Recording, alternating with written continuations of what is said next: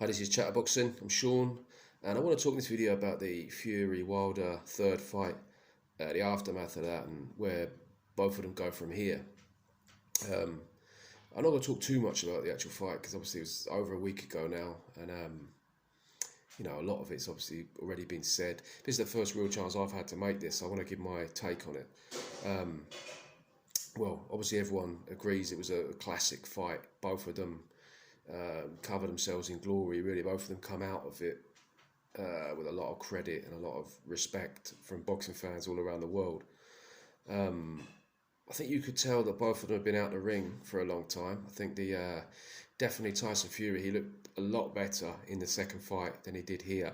Now, obviously Wilder was better, and it was a better performance from Wilder, so that does have something to do with it. But you could just tell he wasn't quite as sharp, he wasn't quite as agile, he wasn't quite as quick on his feet. Just in general, he wasn't quite as physically in as good a shape as he was in the second one. Deontay Wilder, I think for the second one, obviously we don't know, do we? But I think it's a fair assumption that he wasn't very well prepared for that, physically or mentally. Well, definitely not mentally, but physically, I think he sort of just thought, oh well, I mean, just from the way he talked, he's very arrogant. Like, I just sort of go in there. I don't really need to train that hard. I can just knock people out. I've got this power. So I think that's one of his main problems in the second one. He just wasn't really physically prepared for it. This one, obviously, he was much more so, but he was in sort of uncharted waters, wasn't he, in terms of his weight, new trainer, new way of doing stuff. So coming in at that weight was different for him. So even though he definitely was physically a lot more prepared, he still wasn't able to fight at that pace that Tyson Fury can fight at. Now, people talk about the extra weight having a big effect on that. Well, I'm sure it does to some extent, but I think more than that, really, is just partly the nervous energy. I don't think he really handles the big occasions very well. So I think, again, that was a problem in the second fight. I think he gets quite nervous, and obviously just this whole sort of animosity he created in his mind as well doesn't help, because he's going in there really kind of anxious, and you could see the way he was like throwing those big punches in the first part of the fight, like the first round. He come out like nice jab to the body, really digging those long right hands up, turning them over, putting everything into him, which was good. I mean, if he'd managed to sustain that, then he would have had a decent chance of winning. Now, to be honest, I always thought that his best chance of winning was really just to sort of go balls to the wall for the first fight, for the first part of the fight. I didn't think he really was ever going to outbox Tyson Fury. He was never going to beat him really in a dogfight or a war of attrition. His best chance was to just knock him out early. And he tried to do that. I mean, there was one point he sort of got him onto the ropes and took some big swings. Tyson Fury is obviously very good defensively and managed to sort of ride a couple of them. It was a bit of a sort of scary first round, I think, for Tyson Fury and his team. Wilder looked like he had a good game plan in terms of just sort of going for the body, targeting it. The problem is just how much he was loading up on him and how just tense he is. You can see he's quite sort of like nervous the whole time. He's always been like that, but this time especially. And normally he's able to just kind of lean out of the way. He's taller than his opponents with longer range, so he can get away with it. But against Tyson Fury, he just couldn't really get out of the way of the jab at all. So that was his main problem. As for Tyson Fury, I think he obviously he did very well, didn't he? I mean, he got knocked down a couple of times, got back up. Wasn't really in the best shape, to be honest. I think he was. I don't know how much of that was the shape or just a bit of arrogance, or I don't know. But he was just sort of standing in front of him quite a lot, and that second, well, basically the first knockdown was the knockdown, wasn't it? That really hurt him.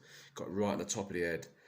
He kind of just walked into it as he was just trying to close the distance, but doing it without really, jabbing his way in or kind of ducking out or using his head movement. He was literally straight line, just shouldn't have really got caught with that. That one obviously done the damage. Then the second one, he was really just didn't really have much balance from there, did he? Just trading a little bit with him, and then got kind of like hit on the top of the head or the back of the head, really. But yeah, I think too often in that fight he was just standing in front of Wilder when he didn't really need to. I mean, he's just a lot better with his distance and he's good with his feet, but he was just sort of giving himself up as a target far too much for my liking. Yeah, so I think that has a lot to do with the condition that he was in. Obviously, the sharpness as well, not being in the ring for 2 years affected that. So yeah, I mean, it was a decent performance as the fight went on. Wilder, obviously, every punch he throws is powerful. That kind of tension, that nervous energy, like just sort of eating away at him all the time. And bit by bit, he just got drained. Obviously, credit to him, he stuck in there and wouldn't give up. Now, obviously, people look at it in boxing, and we all applaud the courage and the guts that people show in these situations. But at the same time, it was quite a sort of sustained beating for quite a long time. I mean, the second one, Mark Breland saved him from that. I mean, he still did take quite a beating for a few rounds. In my opinion, Breland really and the ref, I gave him, I mean, at least as much time as he should have had. Do you know what I mean? He was really like taking a beating. This fight, same thing, but it was obviously going on for longer. Now, yeah, he was in it, of course, because he was obviously like a big puncher. He was very determined, like even more so this time. He really was determined not to lose, but not to just sort of lose in bad style. He was really, digging down very deep. But that, I don't know what that's taken out of him, to be honest, because it was quite a few rounds of just like consistent, hard, big punches from Fury. He was obviously, what was he, 270 pounds or something? Accurate puncher as well. Wilder just had no real defence. Now, what I would have worked on, because obviously the tactic of Fury leaning on him, it's easier said than done, really, because I just don't think that Wilder has the attributes to do it. But what I would say, like that version of Fury, if Wilder knew how Fury was going to fight, or at least he knew how he could fight, if I was Malik Scott, what I would have been really aiming to do is, rather than just sort of trying to add extra weight, which could have meant that he lasted as long as he did, but at the same time I would have tried to work on a bit of, without really knowing what he's like, the agility a bit, try to kind of stay away from him a little bit, rather than just think, right, it's inevitable that you're going to get on top of me and like wrestle. And Wilder, like people accusing Fury of headlocks, Wilder was just sort of ducking right down, putting his head in. Like, I don't know what you really expect him to do in that situation. But he was very complicit in the clinching, Wilder, and it was almost like they just sort of accepted this is what it is. I'm going to weigh a little bit more, and that will work. But really, if he'd have been a lot more mobile, then that would have been a much better tactic. The problem is, obviously, Wilder's just not that kind of athlete, is he? He's not very. He just doesn't really have very good balance or coordination, which is what really you would need. Which is why I think that the Usyk would be a very, very interesting challenge for Tyson Fury. Now, I think in that condition, if Tyson Fury fought Usyk, he'd have real problem. I'm not saying he couldn't find a way to win, but I think if he turned up like he fought in that fight against Wilder, there's a good chance that Usyk would be able to beat him, just outmaneuver him. Because what I would be trying to do against Fury is like an ideal, if I was just sort of choosing a fighter to beat him, I'd be thinking of someone that's quick on their feet, that can outmaneuver him. You know what I mean? Just agile, moving around. Don't let him get on top of you, because he's going to... I mean, obviously Fury has a great engine anyway. He's got great stamina, works very hard. That's obviously an asset, but he still is a massive lump. Do you know what I mean? So if he's not able to wear you down with that, and he's just sort of wearing himself down by constantly dragging this big bulk around, it's gonna cost him. Do you know what I mean? Take a toll is what I was looking for. So yeah, that's what I would have done if I was Wilder. I think the tactics that they had were never really going to be very successful. But I mean, the one, as you say, for Deontay Wilder, he went into that fight as a absolute laughing stock, really, from the last one. Not from the actual fight itself, but from all the excuses, all the just comments that he made, and all the sort of conspiracies. But I think pretty much everyone now around the world has well, in terms of boxing world, has a much more respect for him than they did before then. So that's what he wanted, wasn't it? He wanted to sort of go out on a shield, as he put it. I mean, he certainly did that. I mean, no one can doubt his courage, his bravery, his fighting spirit. He definitely went out on a shield. Now, whether that was a sensible move, like, time will tell. I don't know how that will affect his career going forward, because that's two like proper pastings. Fuck off. Two two proper pastings he's taken out in a row, especially that one, because that was prolonged. There was no Mark Brulin this time to save him. Obviously, his age, he's had a lot of injuries. We'll see what happens. I mean, the lack of defence is definitely a worry for him.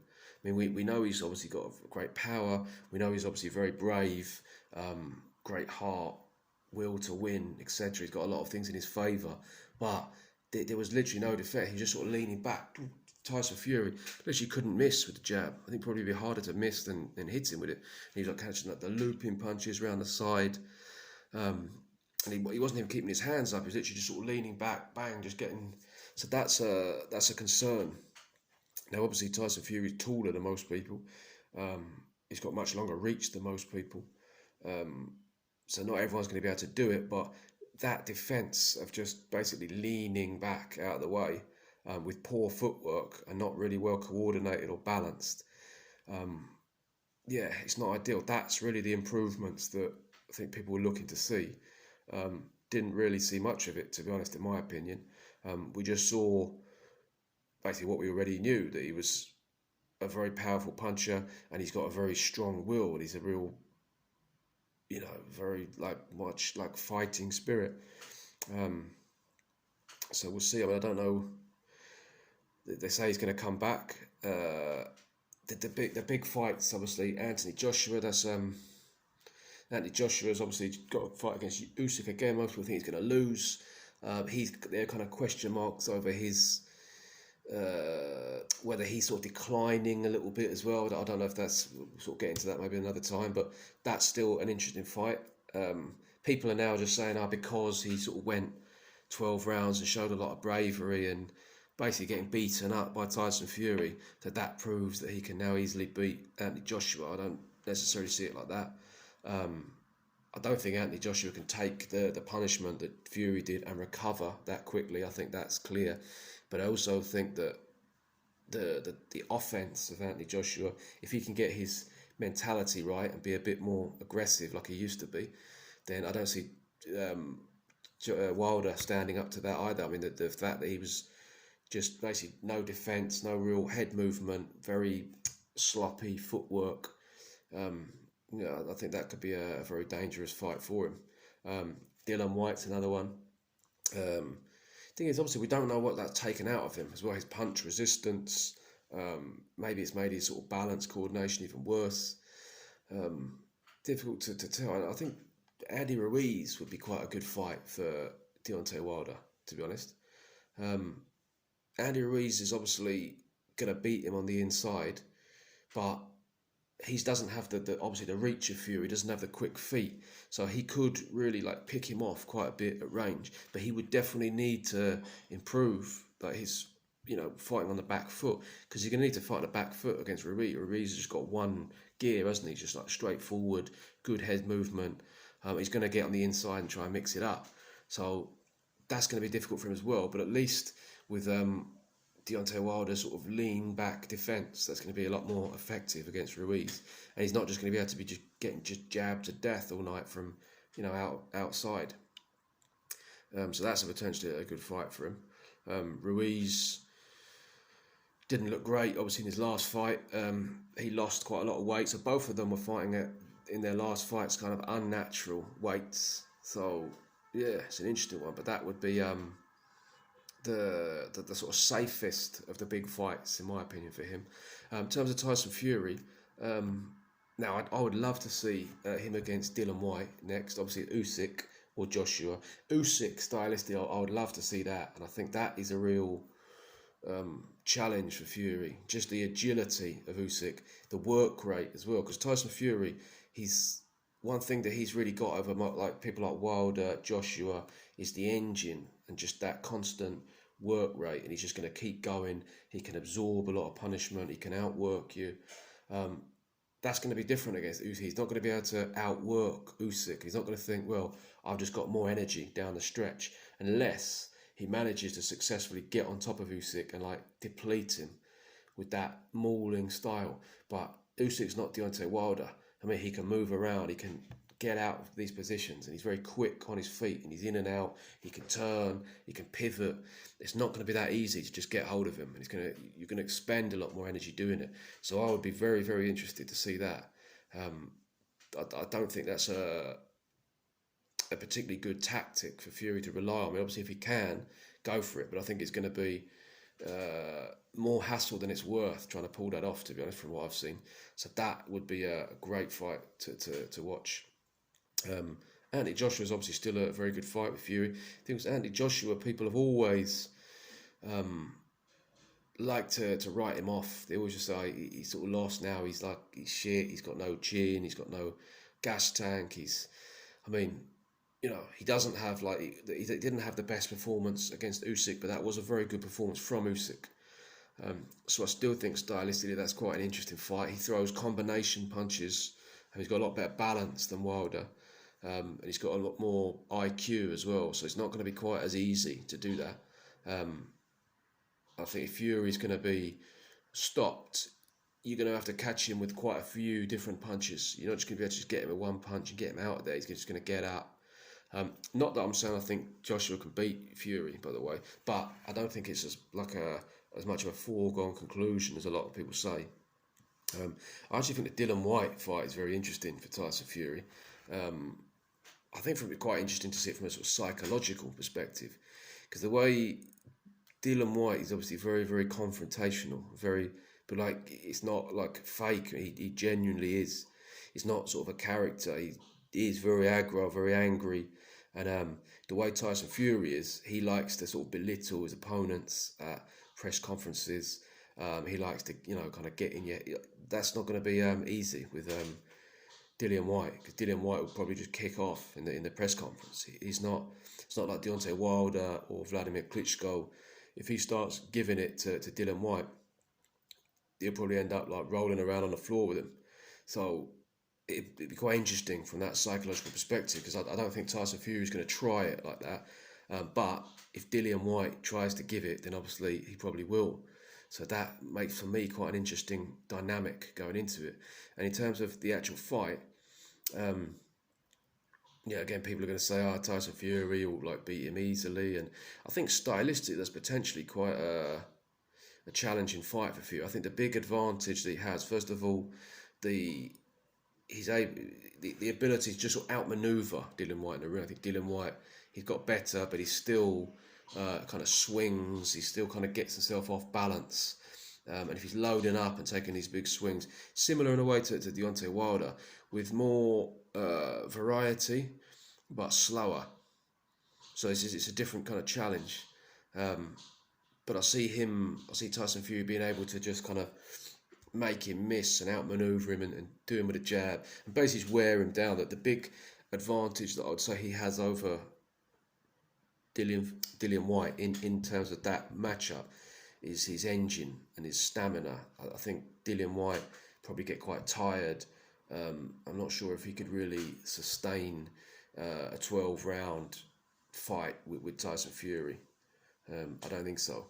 But he's got a much more varied attack. He's also got quite long reach. He's very aggressive. He's not going to get disheartened. And he's got good body punch, he's calling the body snatch. He does have very good punches to the body. Like Deontay Wilder started very well in the first couple of rounds, like the jab and then the straight right. Also, one time he got him in the corner and cut a lovely little left kind of hook stroke uppercut. He's done it a couple of times, Wilder, really nicely. He just doesn't really continue with it, but that's a lovely punch. But Dillian Whyte's got quite a good variety of body work. So if he's from range as well, so if he's like, it's not going to be as easy as people think for Tyson Fury to just outbox him from range. It's going to be an interesting fight, in my opinion. Also, Tyson Fury is not someone who's really that dedicated to just like sort of back to back, like tough fights, taking on the best possible opposition. Deontay Wilder was a very, very tough fight. That was a real dogfight. That was both of them just, as I say, leaving it all in the ring. He really had to dig deep to. I mean, he beat him convincingly. Don't get me wrong, but physically, mentally, he had to go through a lot to get the better of him, to basically sort of put him down, keep him out. It wasn't easy. Dillian Whyte's got the same kind of mentality, and he's physically bigger than, well, like heavier at least. He's not quite as tall or anything, but like he's very, very solid built, strong. He's a real bulldog. So that's going to be another very, very tough, grueling fight for Tyson Fury. So I don't think he's going to be in any rush to take that. Not that I'm really that convinced that Dillian Whyte's going to beat Otto Wallin, to be honest. I think that's I don't know about that fight, but for argument's sake, if he does, then that's a very interesting fight for us in Britain. I don't know, people in America, a lot of them, like you saw Andre Ward and Ishe Smith, a lot of people try to downplay. I don't really understand what that's all about. I don't really know what people have got against Dillian Whyte in America. They just, I don't know, very strange. But he clearly deserves a chance to fight for the world title. So yeah, that's what I think. Tyson Fury, though, probably, or possibly at least, is not going to want to fight, I don't think, for a while. I don't really know what the deal is with this, like 30 days. They've got I'm not even sure how that can work, because it's already must be like, what, 2 weeks, and then that fight's not for 2 weeks. They don't actually know who it's going to be. So we don't know what Tyson Fury's going to do. I mean, he could just retire, to be honest. He's been in the game for a long time. He's obviously blown up in weight, calmed down, had all his problems, had not loads of tough fights, but just that was a tough fight with Wilder. That probably took quite a bit out of him as well, at least for now. So whether he's going to be in a rush to get back in the ring, I don't know. The way he is as well, he doesn't really care about people say, oh, you have to do that. He just decides that he's the lineal champion, and he sort of beats this person, and that makes him the best. Do you know what I mean? So he's not someone who's particularly influenced by what everyone else says he needs to do. So I would say I'd like to see him like stick around and fight all these top contenders. People talk about him being, like one of the best. People say one of the best. I think generally he could be one of the best of all time. I think he's got all the attributes, but you've got to do it. You've got to put the work in. I'm not just going to give him an imaginary win over Anthony Joshua or Dillian Whyte or Usyk because we say he can beat them because he's beaten Wilder and Klitschko. Do you know what I mean? I want to see him actually prove it, because I am a big fan of Tyson Fury in terms of his style, always have been. I think he's the best, but you don't just become the best by beating a couple of people. You've got to put more work in. So I'm hoping that he does, but wouldn't really be surprised if he didn't. But anyway, yeah, I think that's enough for now. Let me know what you lot think. Thank you very much for watching. Cheers.